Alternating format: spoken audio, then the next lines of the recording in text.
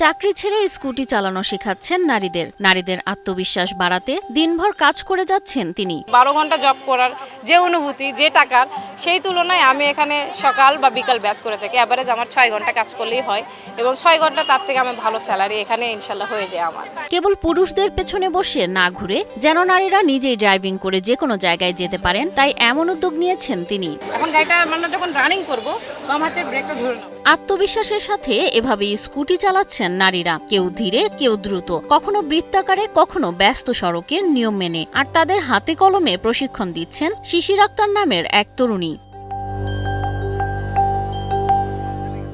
বগুড়া শহরের আলতাফুন্নেসা খেলার মাঠে যেন এখন নারীদের নতুন স্বপ্নের ঠিকানা। যারা কোনোদিন ভাবেননি স্কুটি চালাবেন, তারাও এখন সাহসের সাথে রাস্তায় নামার প্রস্তুতি নিচ্ছেন। আমি কখনো স্কুটি চালাইনি, তো আম্মু যখন চালানো শুরু করছে তো আমাকে বললো যে তোমারও চালানো উচিত, তোমারও একদিন কলেজে যাওয়া লাগবে একা একা।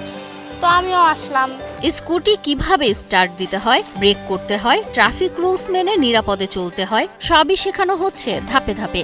মা মেয়ে সহ বিভিন্ন বয়সী নারী শিখছে স্কুটি চালানো। ভয় কাটিয়ে আত্মবিশ্বাসী হয়ে উঠছেন সবাই। বগুড়া রাইডিং স্কুলের যাত্রা শুরু হওয়া আজ থেকে প্রায় 9 মাস আগে।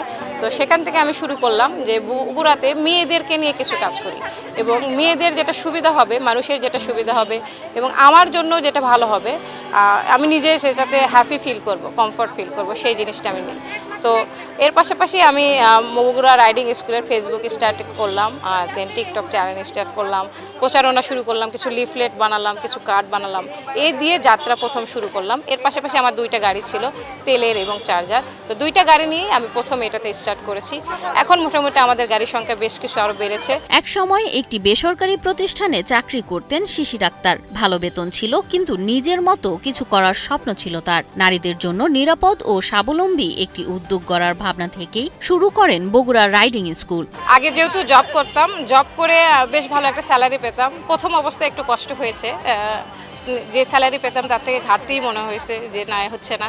বাট এখন ক্রমান্বয়ে আলহামদুলিল্লাহ আমার আর এই অপূর্ণতা মনে হয় না। মাত্র 2টি স্কুটি আর ফেসবুকে ছোট্ট প্রচারণা দিয়ে শুরু হয়েছিল যাত্রা। শুরুর দিকে শিক্ষার্থী ছিল হাতে গোনা কয়েকজন। এখন প্রতি মাসেই 15 থেকে 16 জন নারী এখানে স্কুটি চালানো শিখছেন। 6-7 জন স্টুডেন্ট ছিল 2 মাসে, যেটা খুবই কম ছিল অ্যাজ ইউজুয়াল। এখন আমার 1 মাসে প্রায় 15-17 জন স্টুডেন্ট বর্তমানে থাকে। 10 থেকে 15 দিনের এই প্রশিক্ষণে শুধু স্কুটি চালানো নয়, শেখানো হয় আত্মবিশ্বাস, নিরাপত্তা আর স্বাধীনভাবে চলার সাহসও। 10 থেকে 15 দিনের মধ্যে খুবই দক্ষতা সহকারে এবং নিরাপত্তার সাথে, সেফটি গার্ড নিয়ে নিরাপত্তা, সড়ক পরিবহনের নিয়ম, ট্রাফিক রুল, সকল কিছু জানানোর মাধ্যমে আমরা আমাদের কোর্সটি দিয়ে থাকি। স্কুটি চালানো শিখে এখন প্রয়োজনীয় কাজে সহজেই যাতায়াত করতে পারছেন বলে জানান প্রশিক্ষণ নিতে আসা নারীরা।